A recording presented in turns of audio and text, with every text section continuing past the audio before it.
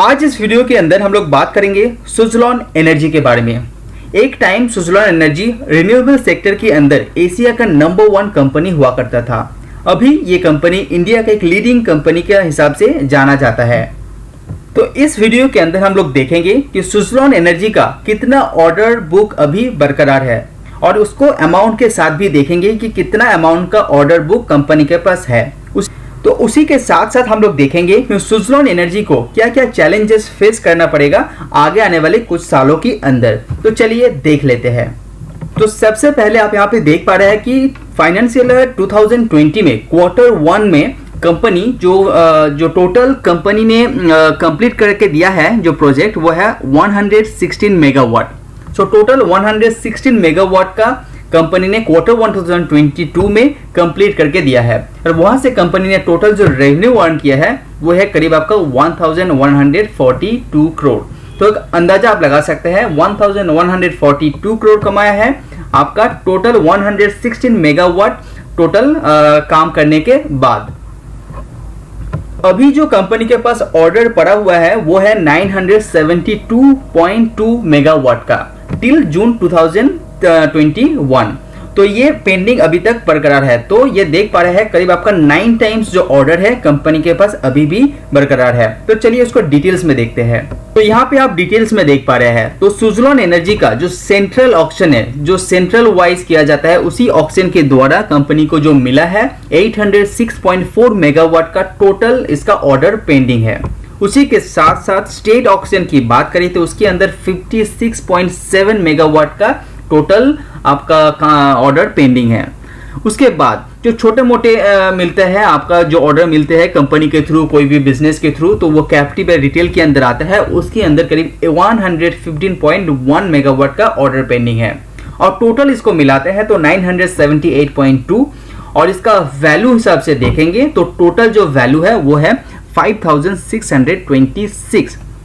एक बात आपको दिमाग में रखना चाहिए कि कभी भी ये विंड एनर्जी का जो कामकाज होता है उसके अंदर कैपिटल इंटेंसिव बिजनेस होने के कारण बहुत सारा पैसे की जरूरत होता है। उसी के कारण पूरा ऑर्डर कंप्लीट नहीं कर पाते हैं हमेशा। तो इस मामले में सुज़लोन एनर्जी के ऊपर आपको सुज़लोन एनर्जी के पास अच्छा खासा ऑर्डर अभी आपको दिखाई दे रहे हैं। अमाउंट की बात करें वो है 5626। तो यहाँ पे आप देख पा रहे हैं जो रिसेंट कुछ क्वार्टर गया कंपनी का तो धीरे धीरे कंपनी इंप्रूव कर रहे हैं। जो 523 करोड़ रेवेन्यू अर्न किया था जून 2020 में वो बढ़ के अभी 1142 करोड़ हो गया है और लगातार कंपनी ग्रो करते हुए जा रहा है। उसी के साथ कंपनी का रिसेंट ऑर्डर बुक आप देखेंगे तो एक्सपेक्ट कर सकते हैं कि आगे आने वाले कुछ क्वार्टर के अंदर कंपनी के अंदर आपका अच्छा खासा ग्रोथ मोमेंटम आप देख पाएंगे और अच्छा खासा ऑर्डर कंप्लीट करेगा तो रेवेन्यू एंड नेट प्रॉफिट दोनों में असर होते हुए आपको दिखाई देगा।